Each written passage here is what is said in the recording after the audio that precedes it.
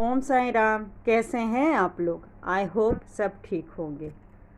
आज मैं आप लोग के साथ शेयर कर रही हूँ, अगर आपको या आपके फैमिली मेम्बर किसी को भी डायबिटीज़, बीपी या कोलेस्ट्रॉल की प्रॉब्लम है, तो बस आप एक काम कर सकते हैं। जो भी भगवान पे आपको भरोसा है, मतलब वहाँ अगर आप मॉर्निंग में उठ सके, 4 बजे अगर ब्रह्म मुहूर्त में अगर आप उठ सके, उस टाइम उठ के घर का मतलब थोड़ा सा फ्रेश होके नहा के अगर आप सुबह सुबह मंदिर के लिए जाएं।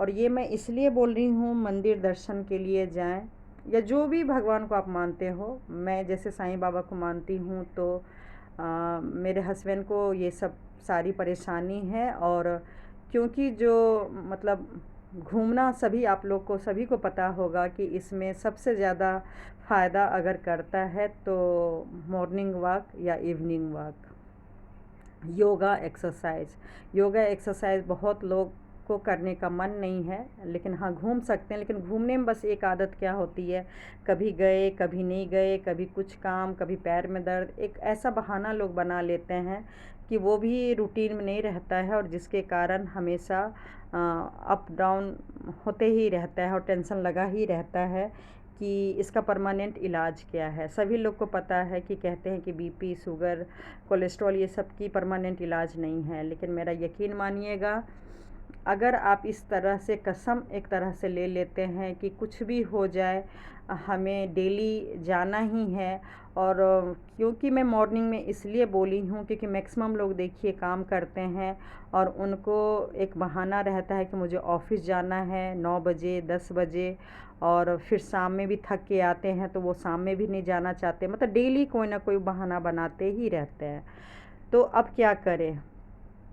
और हमारे जैसे बीवी लोग भी मान लीजिए बात मान लेते हैं, भरोसा कर लेते हैं कि सच में आज थक गए, सच में आज ये है, सच में वो है। लेकिन नहीं, आपके अगर आप अपनों के भला चाहते हैं या आप अपना भी फ़ायदा चाहते हैं, अगर आपको नहीं भी हुआ है तो भी मॉर्निंग वॉक करने से 100 बीमारी ना हो आपको, तो आप बच सकते हैं।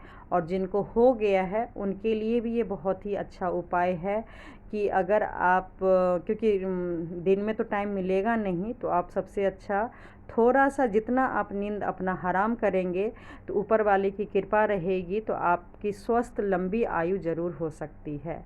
तो मैं बहुत कुछ नुकसान झेलने के बाद मैंने अब ये पाया है कि लाइफ में अब अगर कुछ हासिल करना है तो स्वस्थ आयु हासिल करने की कोशिश करूँगी। अपना ही नहीं, अपने हस्बैंड का और बच्चों का और आप लोग का, जो मेरी फैमिली फ्रेंड बने हैं, मेरा इतना सपोर्ट करते हैं, मेरा वीडियो देखते हैं, तो मेरा फ़र्ज़ बनता है कि जब आप लोग मेरे दुख में शामिल हुए, मेरे काफ़ी दिनों से आप लोग मेरा साथ दे रहे हैं, तो जो जो चीज़ मेरे लाइफ में अच्छा हो रहा है तो वो मैं आप लोग के साथ शेयर करूं।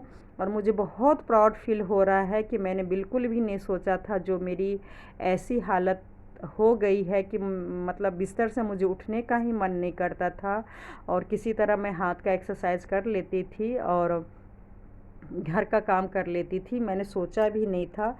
ये मंदिर मेरे घर से लगभग 1 घंटा मुझे जाने में लगता है, और आधे घंटे तो मान लीजिए लग ही जाते हैं।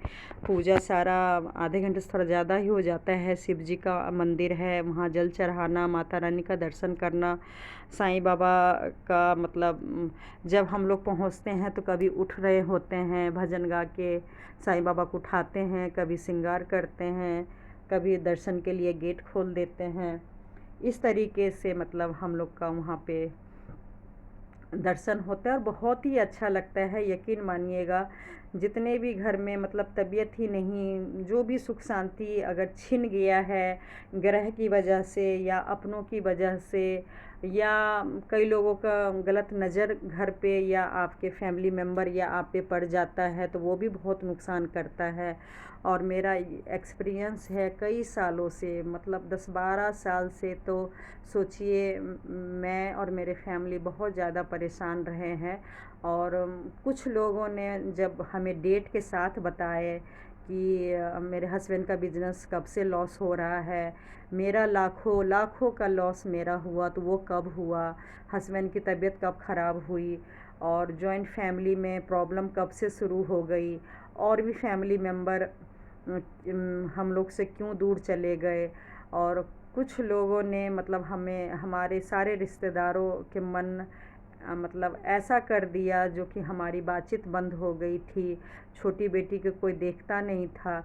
यकीन मानिएगा जो भी प्रॉब्लम था धीरे धीरे धीरे काफ़ी सॉर्ट आउट हो रहा है, अपने आप हो रहा है। जिनसे मैं नहीं बात करती थी उनका अपने आप कॉल आ रहा है, या मैं भी सबसे कट ऑफ हो गई थी तब मैं भी लोगों को फ़ोन मिला रही हूँ, लोगों से बातें कर रही हूँ, और घंटों घंटों बातें हो रही है। लगता ही नहीं है कि वो मेरे से नफ़रत करते थे या मेरे से मतलब कोई गलतफ़हमी के शिकार हो गए थे। सब लोग अच्छे से ही बात कर रहे हैं, तो काफ़ी गलतफ़हमी दूर हो गई। कुछ लोगों ने बोला कि मैं तो यूट्यूब देखती थी आपका, आप परेशान थे इसलिए मैं कॉल नहीं करती थी। कुछ लोगों ने बोला कि आपके लाइफ़ से भी ज़्यादा प्रॉब्लम मेरे लाइफ़ में थी, और कुछ लोगों ने बोला कि मतलब कुछ कुछ रीज़न बताते गए और मैं अपना सॉर्ट आउट करती रही। मेरे मोबाइल में जितने भी लोग हैं, सोचिए मैक्सिमम लोगों से मेरी बातचीत अब होने लगी है, और ये सब अपने आप होने लगा है। और मान लीजिए कुछ बहुत ही कम लोग बचे हैं जो कि बात नहीं कर रहे हैं, तो वो भी मैंने ऊपर वाले पे छोड़ दिया है, क्योंकि मतलब मैं ये नहीं कह रही हूँ कि मैं गलती नहीं कर रहती हूँ, मैं इंसान हूँ तो मैं भी गलती करती हूँ, लेकिन इतनी भी गलती नहीं करती हूँ कि लोग मेरे से मुंह फेर ले, या मतलब मेरे हाथ टूटने पे कोई मतलब आए ना, या मान लीजिए मेरे हस्बैंड का आँख का ऑपरेशन या अभी नाक का ऑपरेशन होना है, उसमें किसी को ज़रूरत ही महसूस नहीं हो रहा है कि मेरी मदद करे, और मतलब मेरे हाथ टूटने पे बद्दुआ दे कि अभी क्या हुआ है, इससे ज़्यादा और मतलब भोगोगी, वगैरह वगैरह काफ़ी कुछ मुझे सुनाया गया था। तो ये सब देखिए दुःख की घड़ी तब आती है जब इंसान सच में मतलब पहचान हो जाती है, सच में कौन अपना है और कौन पराया है। और ये सब मैं इसलिए बोल रही हूँ कि जब आप भगवान के शरण में आ जाएंगे ना, तो आपको जो आपके साथ गलत कर रहे हैं ना, सही बोलूँ उनसे आप नफ़रत नहीं करेंगे, उल्टा उन पे आप दया आएगा, क्योंकि वो अपने ही हाथों अपनी किस्मत ख़राब कर रहे हैं, लोगों के साथ गलत करके अपना कर्म ख़राब कर रहे हैं, अपने बच्चे का भविष्य ख़राब कर रहे हैं। और कभी भी सही बोलूँ अगर कोई बात नहीं कर रहा है तो आप अपने तरफ से उनको नेगेटिव वाइब्रेशन मत भेजिए। वो तो भेजेंगे ही जिसके कारण आपकी लाइफ ख़राब होगी, लेकिन कम से कम आप मत भेजिए। आप बस भगवान से दुआ कीजिए कि उनका भी मन मस्तिष्क आपकी तरह चेंज हो जाए। जैसे आप उनको हर गलती को माफ़ करके रिश्ता निभाते हैं, वैसे ही आपके अपने भी आपको माफ़ करके अपना रिश्ता निभाए। और अगर खुदा न खास्ता इस जन्म में अगर कोई रिश्ता नहीं निभाना चाह रहे हैं, कोई शक्ल नहीं देखना चाह रहे हैं, तो आप भगवान पे छोड़ दीजिए, और बस भगवान से प्रार्थना कीजिए कि वो लोग स्वस्थ रहे हैं, ठीक रहे हैं, कि वो इसमें भी आप ही का स्वार्थ होगा, क्योंकि आपके अगर अपने बिस्तर पे पड़ जाएंगे तो चाहे पैसे से या शरीर से आप ही को करना पड़ेगा। और दुआ कीजिए कि ऐसा दिन ना आए, और अगर आता है तो जैसे आपको अगर छोड़ दिया है, जैसे मुझे मान लीजिए छोड़ दिया, तो यकीन कीजिएगा हम लोग कभी सपने में भी नहीं सोचते हैं कि अगर कोई दुख तकलीफ़ में होगा और हम अपनों को छोड़ देंगे। हमेशा पैसे या शरीर से तैयार रहेंगे, और रहना भी चाहिए।